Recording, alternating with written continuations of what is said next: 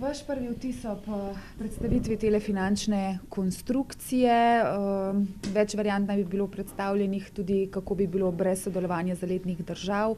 Kakšni so vaši vtisi? Zdaj, prvi vtisi pri predstavitvi investicijskega programa so zelo pozitivni. Predstavljanje je bil detaljno, celovito. Res sta bile predstavljeni dve varianti, ena z zalednimi državami, ena brez. Odločitve glede zalednih držav še ni treba zelo hitro sprejeti, kar sem jaz razumel, ministrstvo imamo za to 3-4 leta časa. Je pa dejstvo, da se določeni kazalniki bolj nagibajo brez investicija, brez zaledne države. Kako bi v tem primeru dobili teh 200 milijonov, kolikor bi nam, če se ne motim, Madžarska dala z kreditiranjem, z obveznicami, kako? Treba je vedeti, da sredstva, ki bi jih investirala madžarska država, 200 milijonov evrov, ne bi bila zastonj.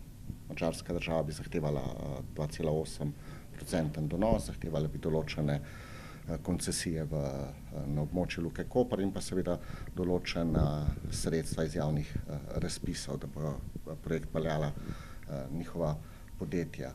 Mi moramo teh 200 milijonov zagotoviti v 4 oziroma mislim, da 5 letih in obstajajo različni viri, o katerih pa sedaj še ne bi govoril, ker bo vse to predstavilo ministrstvo, mislim, da naslednji četrtek na vladi. Ali osnovni načrt gradnje, same gradnje ostaja pri okoli 950 milijonih in ali so bili predstavljeni tudi vsi ostali stroški, denimo DDV, zavarovanja, rezerve? Vsi stroški so bili celovito predstavljeni in o tem bo vlada odločala predvidoma naslednji četrtek in takrat bo več znanega. Ampak ta načrt za gradnjo pa ostaja približno 950? Ta načrt približno ostaja v teh okvirih, ki je bilo do zdaj v javnosti izpostavljeno. Ministrica, se obračam, a niste imeli nobenih pripomb glede na to, da se ta načrt, kakor je prišel v javnost, vseeno razlikuje od tistega prvotnega, ki ga je še SMC-jeva vlada obelodanila, vsaj za 200 milijonov? Bilo je veliko vprašanj, veliko razprave, kvalitetne in to je namen vrha koalicije, da tudi poslanske skupine, predsedniki strank razpravljajo in na podlagi teh razprav bo vlada naslednji četrtek odločala. Kaj več pa ne morem v tej fazi še povedati. Pa drži to, kar je ministrica že v preteklosti ocenila, tako čez palec, da je brez zalednih držav lahko še cenejša izvedba tega projekta? Določeni kazalniki kažejo na to, konec koncev ne bi bilo potrebno imeti 2,8% donosa in pa še nekatere druge stvari, ampak še enkrat, detaljno bo projekt predstavljen, ko bo sprejet na vladi. Pa menite, da bo to prihodnji teden, da je dovolj časa? Ja, jaz pričakujem, da ja. Danes smo imeli še enkrat, povem, zelo odkrit pogovor, konstruktiven in projekt je pripravljen, da ga vlada naslednji četrtek sprejme. Še to, preden greste, so kakorkoli ogrožena evropska sredstva ali pa sredstva Evropske investicijske banke? Evropska sredstva nikoli niso bila ogrožena, pogajanja z Evropsko investicijsko banko pa potekajo pozitivno. Hvala lepa. Ste vi zadovoljni s tem, kar vam je bilo predstavljeno? Zdi se, kot da Madžarov v bistvu res ne potrebujemo oziroma bi bilo njihovo sodelovanje celo še dražje za Slovenijo, torej bi tudi davkoplačevalce nekoliko več koštal ta drugi tir? No, jaz sem zadovoljen, ker je bil kvalitetno predstavljen ta investicijski plan. Predstavljen je bil na takšen način, da je, bom rekel, država sama zmožna financirati ta drugi tir. Predstavljene so nam bile številke tako osnovnega projekta, kot financiranja, kot zavarovanja. In tudi jasno povedano, da evropska sredstva niso ogrožena, če ni Madžarov zraven, zato smo zelo zadovoljni. Zdaj pa seveda na Sloveniji, da se odloči, na kakšen način bo ta drugi tir, ki je pomemben za to našo državo in kjer upam, da bomo to geostrateško pozicijo tudi izkoristili, zgradimo. Tako da jaz verjamem, da bo vlada sprejela naslednji teden ta investicijski program in da potem začnemo in z javnostjo in s civilno družbo komunicirati. Predpogoj pa je seveda, da je projekt kvalitetno, transparentno, pošteno voden. Za razliko od drugih. Kdaj menite, da bi se najhitreje lahko recimo začel graditi in kakšne možnosti so, da bi to nastal novi TEŠ6, se pravi, da bi se kar povečevalo? Glejte, tukaj je seveda lahko veliko možnosti, da se tukaj povečuje zgodba, ker se bojo gradili tuneli in tako naprej, nepredvidena del je lahko veliko. Vendar v tej ceni je bilo predstavljeno tudi že nekaj sredstev za nepredvidena dela, tako da jaz verjamem, da bojo lahko v okviru teh sredstev ta tir zgrajen, seveda pa morajo to delati strokovnjaki na transparenten način.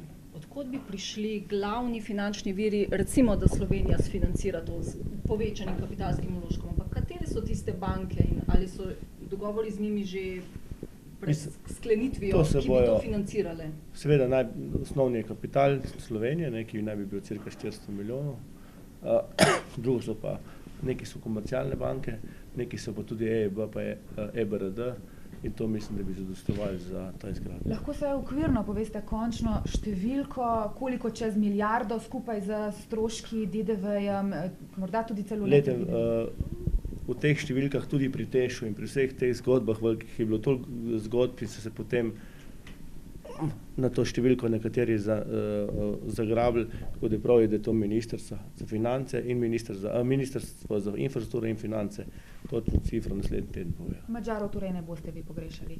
Mi, Socialni demokrati, absolutno ne. Kakšno je bilo stališče tudi zdaj SMC-jevega predstavnika? Oziroma, kako gledate nazaj? V pretekli vladi je bilo veliko o tem govora, da je to pogoj nekako. Korektno, na koncu je ta vlada zdaj vlada in mora vladati in jaz mislim, da je Ministrstvo za infrastrukturo dobro pripravilo zgodbo. Najlepša Hvala predstavljenim investicijskim načrtom za drugi tir. Ja, moram reči, da s predstavitvijo sem zadovoljen, seveda pa še nekaj stvari, ki jih bo treba doreči, tudi glede sodelovanja Madžarske in pa seveda ključno bo dogovori z bankami, potem z Evropsko investicijsko banko, pridobivanje evropskih sredstev. Zame je pomembno to, da ta investicijski program je ena osnova za to, da končno bi res lahko začeli z izgradnjo drugega tira, ki je nujen projekt, zlasti če želimo, da bomo dobro razvili železniško infrastrukturo, ki je pomembna zlasti za slovensko gospodarstvo, za razvoj naše logistike.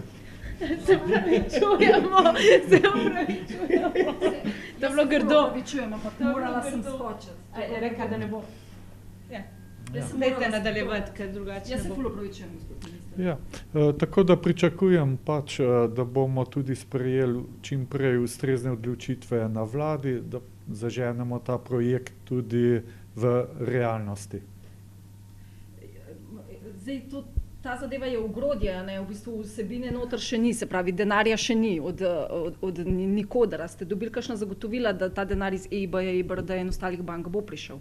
Poglejte, na to vprašanje zaenkrat ne moram odgovoriti. Tukaj ti pogovori tečejo, mi smo optimisti in pa pričakujemo, da bo finančna konstrukcija, tako kot je začrtana, tudi zaprta. A vas tako še eno drugo stvar vprašam, samo zunaj tega, mogoče te špekulacije, a je drži kaj na to, da je možno, da boste kandidat za evropskega komisarja v prihodnosti? Ne, o tem nič ne vem.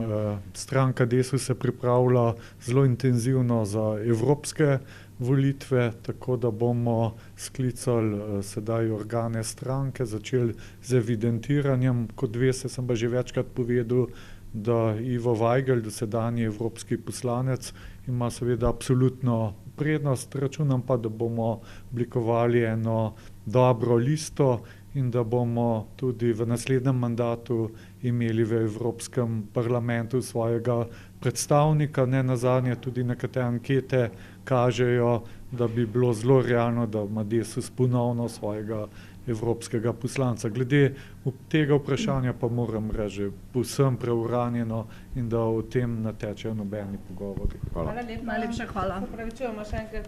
Ja.